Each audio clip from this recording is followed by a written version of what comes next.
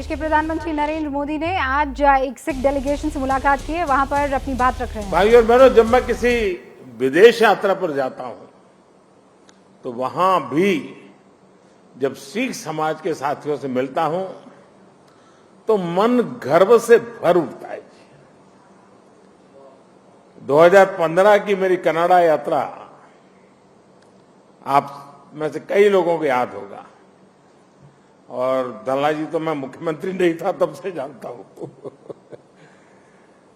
ये कनाडा के लिए 4 दशकों में किसी भारतीय प्रधानमंत्री की पहली स्टैंड एलोन बायलैटरल विजिट थी, और मैं केवल ओटावा और टोरंटो ही नहीं गया था। मुझे याद है तब मैंने कहा था कि मैं वैंकूवर जाऊंगा और मैं वहां जाना चाहता हूं। मैं वहां गया, गुरुद्वारा खालसा दीवान में मुझे माथा टेकने का सौभाग्य मिला। संगत के सदस्यों से बहुत अच्छी बातें हुई। इसी तरह 2016 में जब मैं ईरान गया तो वहां भी तेहरान में भाई गंगा सिंह सभा गुरुद्वारा जाने का मुझे सौभाग्य मिला। मेरे जीवन का एक और अविस्मरणीय क्षण फ्रांस में 9 शपेल इंडियन मेमोरियल की मेरी यात्रा भी है। ये मेमोरियल विश्व युद्ध के समय भारतीय सैनिकों के बलिदान के लिए उन्हें श्रद्धांजलि देता है, और इनमें भी एक बड़ी संख्या हमारे सिख भाइयों की थी। यह अनुभव इस बात का उदाहरण है कि कैसे हमारे सिख समाज ने भारत और दूसरे देशों के रिश्तों की एक मजबूत कड़ी बनने का काम किया है।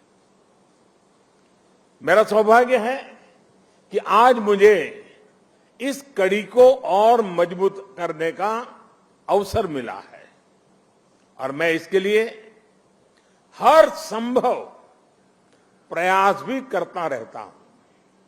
साथियों, हमारे गुरुओं ने हमें साहस और सेवा की सीख दी है।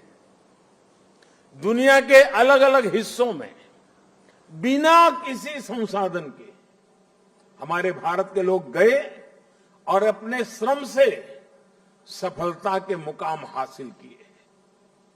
यही स्पिरिट आज नए भारत की स्पिरिट बन गई है। नया भारत नए आयामों को छू रहा है, पूरी दुनिया पर अपनी छाप छोड़ रहा है। कोरोना महामारी का एक कालखंड इसका सबसे बड़ा उदाहरण है। महामारी की शुरुआत में पुरानी सोच वाले लोग भारत को लेकर चिंताएं जाहिर कर रहे थे। हर कोई कुछ न कुछ कहता रहता था, लेकिन अब लोग भारत का उदाहरण देकर के दुनिया को बताते हैं कि देखिए भारत ने ऐसा किया है। पहले कहा जा रहा था कि भारत की इतनी बड़ी आबादी, भारत को कहां से वैक्सीन मिलेगी, कैसे लोगों का जीवन बचेगा। लेकिन आज भारत वैक्सीन का सबसे बड़ा सुरक्षा कवच तैयार करने वाला देश बनकर के आज उभरा है। श्री अकाल करोड़ों वैक्सीन डोज हमारे देश में लगाई चुकी है। आपको भी सुनकर गर्व होगा कि इसमें भी 99% वैक्सीनेशन हमारी अपनी मेड इन इंडिया वैक्सीनेशन से हुआ है। इसी कालखंड में हम दुनिया के सबसे बड़े स्टार्टअप इकोसिस्टम में से एक बनकर के उभरे हैं। हमारे यूनिकॉर्न्स की संख्या लगातार बढ़ रही है। भारत का ये बढ़ता हुआ कद, ये बढ़ती हुई साख, इससे सबसे ज्यादा किसी का सर ऊंचा होता है तो वो हमारे डायस्पोरा का है।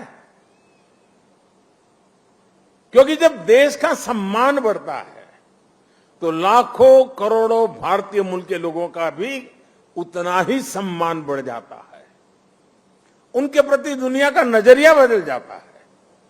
इस सम्मान के साथ नए अवसर भी आते हैं, नई भागीदारियां भी आती हैं और सुरक्षा की भावना भी मजबूत होती है।